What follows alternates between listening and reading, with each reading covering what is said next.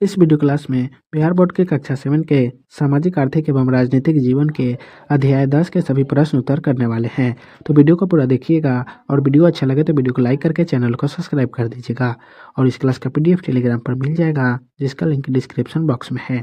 चलिए वीडियो को शुरू करते हैं।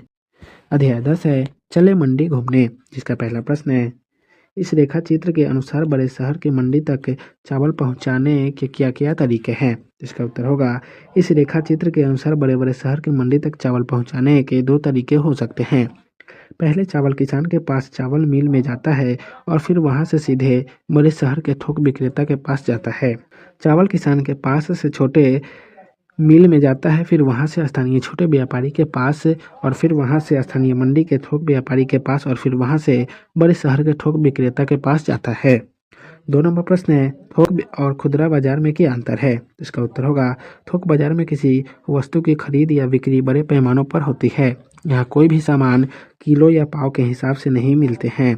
जैसे अगर हम थोक बाजार में चावल खरीदेंगे तो हमें टन के हिसाब या बोरियों से मिलता है। खुदरा बाजार में किसी भी वस्तु की खरीद बिक्री छोटे पैमानों पर ही होती है। यहाँ पर किलो या पाव के हिसाब से भी मिलता है। जैसे अगर हमें पाव भर चावल की भी आवश्यकता होती है तो हमें यहाँ पर मिल जाएगी। 3 नंबर प्रश्न है थोक बाजार की जरूरत क्यों होती है, चर्चा करें। तो इसका उत्तर होगा कोई भी सामान किसान के पास सीधे खुदरा व्यापारियों तक नहीं पहुंच पाता है। खुदरा व्यापारियों को सामान खरीदने के लिए थोक बाजार जाना होता है। मंडियों से माल सीधे थोक बाजार में आता है और वहां से खुदरा व्यापारियों के पास थोक बाजार के होने की वजह से खुदरा व्यापारियों को सामान खरीदने के मंडी नहीं जाना पड़ता, बल्कि उन्हें अपने शहर के थोक बाजार में ही सारा सामान मिल जाता है।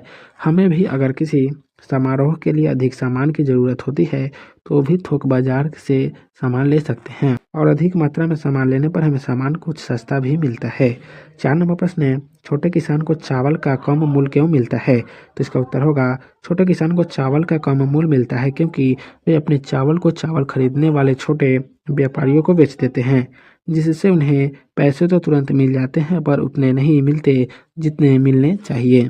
5 नंबर प्रश्न है इन फसलों में से दो फसलों के बाजार की क्रिया किसानों से उपभोक्ता का रेखा चित्र बनाए जो आपके इलाके में उगाया जाता है। पहला है गेहूं, दूसरा मक्का, तीसरा दलहन और चौथा सरसों। तो इसका उत्तर होगा गेहूं। किसान के पास से स्थानीय छोटे व्यापारी, उसके बाद जाता है स्थानीय मंडी के थोक व्यापारी के पास, उसके बाद बड़े शहर के थोक विक्रेता के पास, उसके बाद खुदरा विक्रेता, उसके बाद उपभोक्ता के पास। दूसरा सरसों, तो किसान के पास से मिल में, वहां से तेल पेराई के लिए, वहां से थोक मंडी में, बड़े शहर के थोक विक्रेता, फिर खुदरा विक्रेता, फिर उपभोक्ता के पास। 6 नंबर प्रश्न है तुम्हारे आसपास कोई मिल है क्या, वहाँ फसल कैसे पहुँचती है, पता लगाओ। तो इसका उत्तर होगा हाँ, मेरे आसपास एक मिल है, वहाँ एक फसल थोक मंडी से मंगवाए जाते हैं या फिर सीधे तौर पर बड़े किसानों से ही फसल खरीद लेते हैं। 7 नंबर प्रश्न है सरकार द्वारा चलाई गई नियंत्रित मंडी क्या है, शिक्षक के साथ चर्चा करें। तो इसका उत्तर होगा सरकार द्वारा चलाई गई नियंत्रित मंडी में किसानों को अपने उत्पादन को खुली नीलामी द्वारा बेचने का मौका मिलता है। खुली नीलामी द्वारा उत्पादन बेचने पर किसानों को अपने उत्पाद का उचित मूल्य मिलता है, पर नियंत्रित मंडी की व्यवस्था न होने की वजह से किसानों को अपनी फसल स्थानीय व्यवसायियों का निजी मिलों को बेचना पड़ता है और उनकी इसी मजबूरी का फायदा उठाकर ये व्यापारी उन्हें उनकी फसल का उचित मूल्य नहीं देते हैं। 8 नंबर प्रश्न है शीत गृहों के निर्माण से किससे फायदा हो सकता है, चर्चा करें। तो इसका उत्तर होगा शीत गृहों के निर्माण से सब्जियों एवं फलों का व्यापार करने वाले को फायदा हो सकता है। जब इनको व्यापारियों के पास सब्जियां या फल ज़्यादा मात्रा में आ जाते हैं और उस हिसाब से उसकी खपत नहीं हो पाती है तो इस वजह से धीरे धीरे या तो सूखने लगती है या फिर सड़ जाती है। इससे उसका कोई खरीदार नहीं मिलता और व्यापारियों को बहुत नुकसान होता है। अगर शीतगृह का निर्माण हो जाए तो उसमें फलों और सब्जियों को रख दिया जाएगा, जिससे फल या सब्जी न तो सूखेगी और न ही सड़ेगी।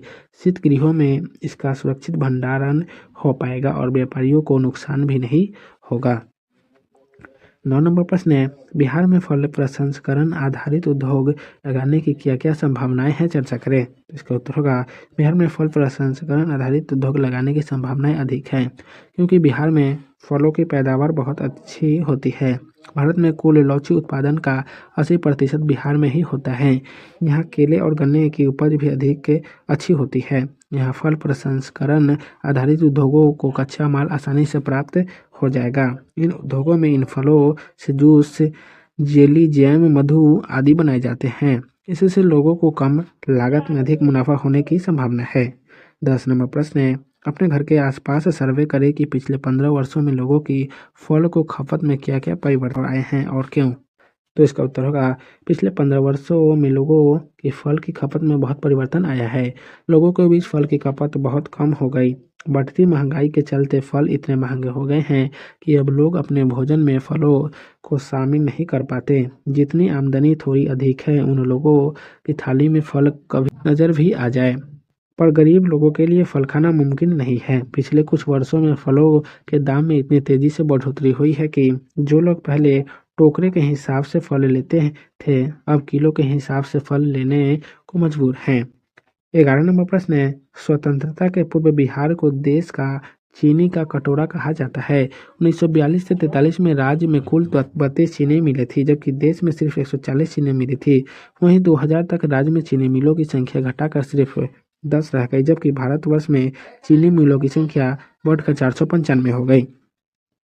तो इसका उत्तर होगा, बिहार में चीनी मिलों की संख्या घटती गई। पहले यहाँ के गन्ने में रस बहुत अधिक होता था, जिससे कम गन्ने भी अधिक चीनी बनता था और कम लागत में अधिक मुनाफा होता था।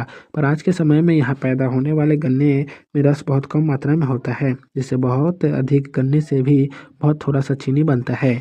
इससे लोगों को अधिक लागत में भी उतना मुनाफा नहीं होता था, उन्हें घाटा लगने लगा। सरकार की तरफ से भी चीनी मिलों की कोई प्रोत्साहन नहीं मिला, जिससे धीरे धीरे राज्य की ज़्यादातर चीनी मिलें बंद हो गईं। 12 नंबर प्रश्न है, बिहार में चंपारण, गोपालगंज, मुजफ्फरपुर, दरभंगा, शाहबाहू, पूर्णिया, पटना एवं सहरसा प्रमुख गन्ना उत्पादक जिले हैं। इन्हें मानचित्र में दिखाएं। तो इसका उत्तर छात्र स्वयं करेंगे। 13 नंबर प्रश्न है, बिहार में मक्का उद्योग लगाने की काफ़ी संभावनाएं हैं। इन इकाइयों के द्वारा मक्के के विभिन्न उत्पादन जैसे स्टार्च, बेबीकॉर्न, पॉपकॉर्न, कॉर्नफ्लेक्स, मक्के का आटा, मुर्गियों का चारा, मक्के का तेल आदि बनाया जा सकता है। इसके क्या फायदे नुकसान है, चर्चा करें। तो इसका उत्तर होगा, इन उत्पादों से किसी प्रकार का नुकसान नहीं होता है। ये उत्पाद हमारे खाने के उपयोग में आते हैं। मुर्गियों का चारा मुर्गियों के खाने में काम आता है। इन सभी उत्पादों को खाने से हमारे सेहत को नुकसान नहीं पहुंचता है। बिहार में मक्के की उपज अच्छी होती है, इसलिए इन उत्पादों को बनाने के लिए कच्चे माल आसानी से उपलब्ध हो जाते हैं, जिससे लोगों को इन उत्पादों के बनाने में कम लागत आता है, मुनाफा अधिक होता है। ये उत्पाद बिहार के दूसरे राज्य में भी भेजा जाता है। अभ्यास का पहला प्रश्न है, आपके अनुसार अरहर किसान से किस प्रकार आपके घरों में दाल के रूप में पहुंचता है। दिए गए विकल्प में से खाली बॉक्स भरें। तो दाल मिल, खुदरा व्यवसायी, स्थानीय छोटे व्यापारी, बड़ी मंडी के थोक व्यवसायी, स्थानीय मंडी के थोक व्यवसायी। तो इसका उत्तर हो जाएगा पहले किसान, उसके बाद दाल मिल, उसके बाद स्थानीय छोटे व्यवसायी, उसके बाद स्थानीय मंडी के थोक व्यवसायी, उसके बाद बड़ी मंडी के थोक व्यवसायी, उसके बाद खुदरा व्यवसायी। 2 नंबर प्रश्न है, स्तंभ क को स्तंभ ख से मिलान करें।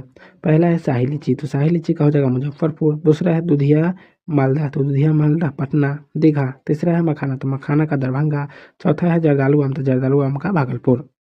3 नंबर प्रश्न है, कृषि उपजों के न्यूनतम समर्थन मूल्य से आप क्या समझते हैं, इससे किसानों को क्या फायदा होता है। तो इसका उत्तर होगा, कृषि उपजों के न्यूनतम समर्थन मूल्य वह मूल्य होता है जो सरकार द्वारा किसानों को उनकी फसल का उचित मूल्य दिलवाने के लिए तय किया जाता है। इसमें सरकार किसानों के फसल के लिए एक न्यूनतम मूल्य निर्धारित करती है। न्यूनतम समर्थन मूल्य का उद्देश्य होता है किसानों के हितों की रक्षा करना।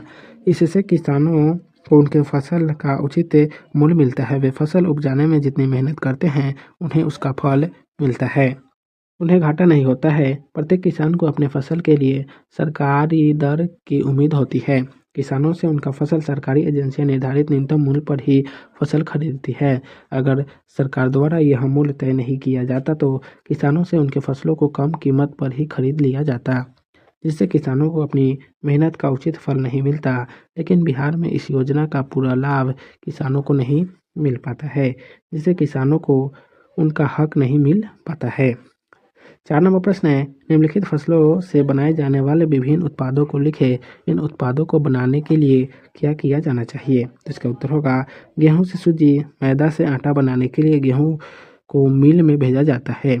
मक्का से भी सत्तू, आटा या दर्रा बनाने के लिए मिल की आवश्यकता होती है।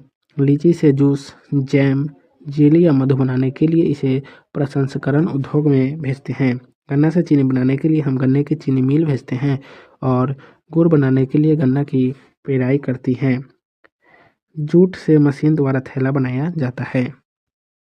तो आज की इस वीडियो क्लास को यहीं समाप्त करते हैं। फिर मिलेंगे नेक्स्ट वीडियो में। तो आप सभी को वीडियो देखने के लिए बहुत बहुत धन्यवाद।